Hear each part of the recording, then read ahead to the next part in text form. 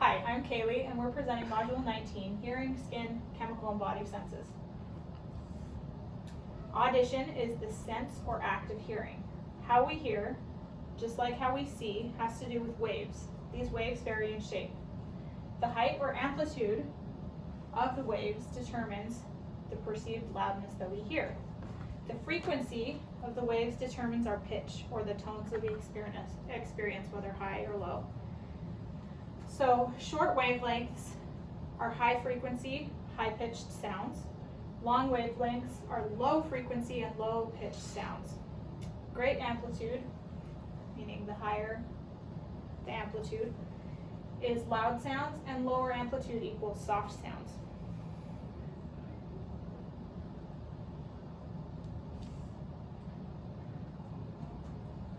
So, how does hearing work? Sound travels through the ear canal and hits the eardrum, causing it to vibrate. These vibrations are picked up by the bones of the inner ear, the malleus, incus, and stapes. These vibrations then enter the cochlea, where the cochlear hairs pick up the decibels and frequencies of the wavelengths. Those frequencies are translated by our auditory nerves and then sent to our auditory cortex in the temporal lobe.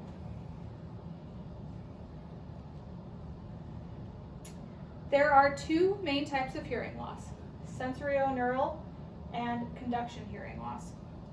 Sensorineural is the most common form of hearing loss that is caused by damage to the cochlear receptors in the cell. This form of hearing loss, many people can hear sounds but have trouble discerning what's being said or where the sounds are coming from. With conduction hearing loss, a less common form of hearing loss, this is caused by damage to the mechanical systems that conduct sound waves. So, conduction hearing loss tends to be disease or genetically related.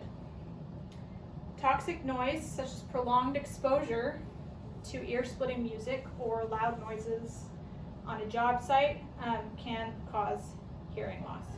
So, hearing aid helps that we have. Cochlear implants are for when your cochlear nerves do not work.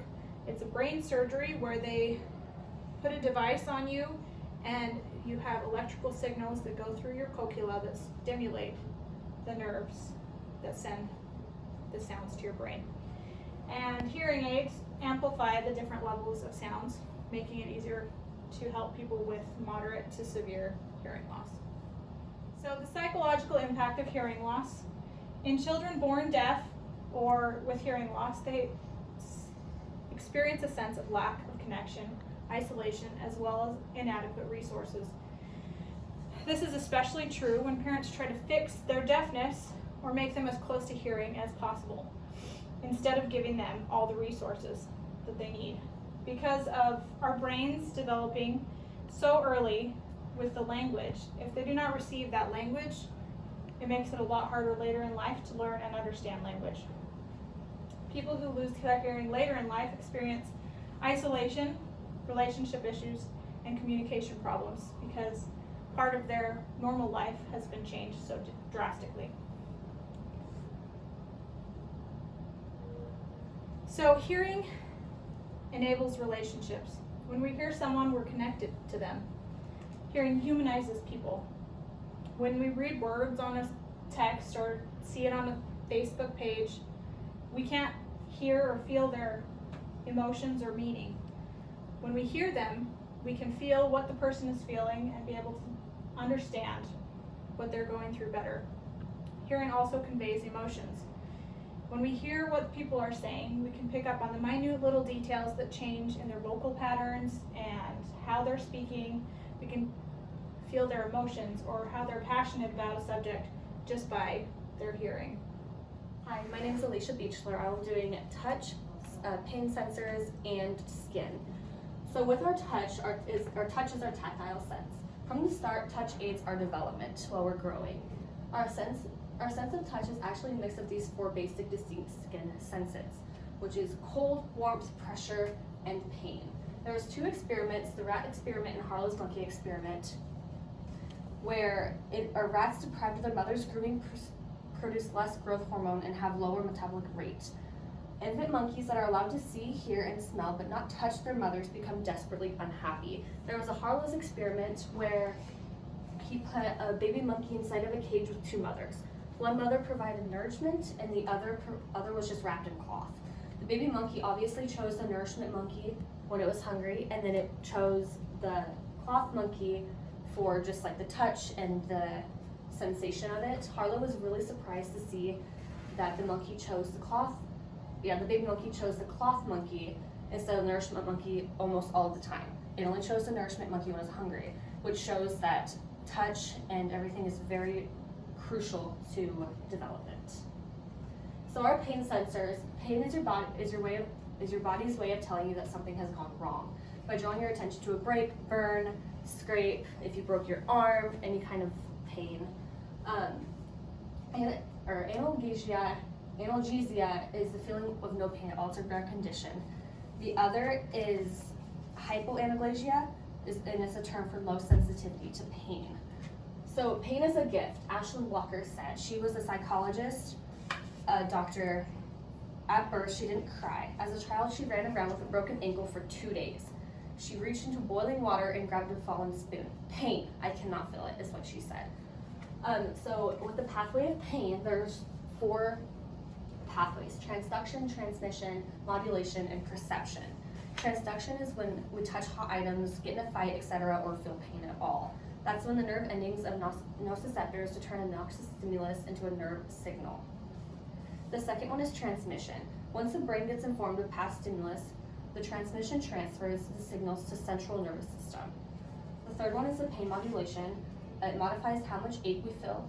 It regulates the feeling of soreness to the brain and the dorsal horn of the spinal cord. The second order neurons of the cord create the path for pain. The last one is perception. People feel pain different ways. Some people have a high pain tolerance and some people have low pain tolerance.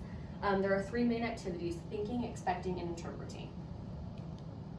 So the gate control theory is the theory that the spinal cord contains a neurological gate that blocks pain signals or allows them to pass to the brain. The gate is opened up by the activity of pain signals traveling up small nerve fibers and is closed by activity in the large fibers or by information coming from the brain. So some psychological influences are powerful influences on perception of the pain is attention that we focus on it. So hypnosis can be used to treat pain, working based on social influence theory and disassociation influence theory. So for our skin, the psychodermatology is a field of psychology that addresses both physical and mental aspects of skin conditions. So touching various spots on the skin with a soft hair, warm, cool wire at the end, the point of pain reveals some spots are especially sensitive to pressure, others to warmth, others to cold, and others to pain. So somatosensory is located in the parietal lobe and is processed all bodily sensations. So if it gets damaged, it can lead to paresthesia, which is the tingling sensation in certain parts of the body. So stroking adjacent pressure spots creates a tickle. Repeated gentle stroking of pain spots creates an itching sensation. Hi, my name is Monica Leone, and I'm covering chemical senses, taste, and smell. So chemical senses is the ability to taste and smell. These senses are very important to where we are as humans today because smell and taste has helped detect unfamiliar and dangerous substances. They are specifically called the chemical senses because they help detect chemical compounds. Taste and smell receive information through chemical receptors. The chemical senses then use the receptors to transmit impulses to the brain. According to the Oxford English Dictionary, taste is the sensation of flavor perceived in the mouth and throat on contact with substances. Our ability to taste starts in the tongue and the taste buds on the tongue. Throughout the tongue, the taste buds are structured in papillae. Different nerves pick up taste in different areas of the tongue. There are 5 categories of taste. They include sweet, sour, bitter, salty, and savory. The ability to taste is affected by our ability to smell. Smell is the facility or power of perceiving odors or scents by means in the organs of the nose. Smelling starts with the nose and the olfactory nerves within it. The olfactory nerves contain smell receptors that transmit chemicals to the brain. What would happen if we did not have taste? Well, the lack of taste and smell puts you at risk for many things. For one, you're at higher risk of food poisoning because you cannot detect whether the food has spoiled. The nose will not be able to detect other smells such as smoke, gas, or harmful chemicals in your environment. In some cases, losing smell results in the loss of appetite, and this can result in weight loss, poor nutrition, and sometimes depression. Not only does sense of taste detect harmful chemicals and poison, according to the American Psychological Association, without taste, the quality of life is significantly diminished. And in this diagram, it represents how these signals work together. So as this person smells the flower, odorants bind to receptors, and then olfactory receptor cells are activated and send electrical signals. The signals are relayed by converged axons, and then the signals are transferred to higher regions of the brain. Hi, my name is Sean Rogers, and I'm talking about body positions and their movement. Kinesthesia is our movement sense. It is our system for sensing the position and movement of our individual body parts. Vision interacts with kinesthesia. Like when you stand on one foot and close your eyes, you wobble. Our vestibular sense is our balance sense. This is our sense of body movement that enables our sense of balance. And your biological gyroscopes that work for your body's sense of equilibrium are two structures in your inner ear: fluid-filled semicircular canals and calcium crystal-filled vestibular sacs. These are stimulated by movement.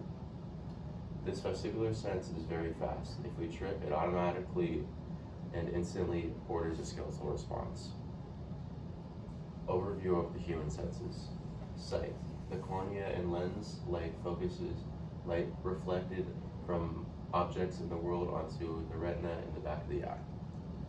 Hearing. As sound waves travel through the eardrum, they cause the eardrum and bones to vibrate. These vibrations are converted into electric pulses for your auditory nerves to process. Smell.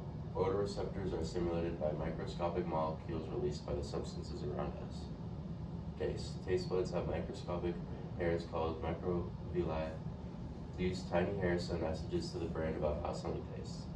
And then touch. Sensation starts in your touch receptors and makes its way through your sensory nerves until it reaches your brain to process.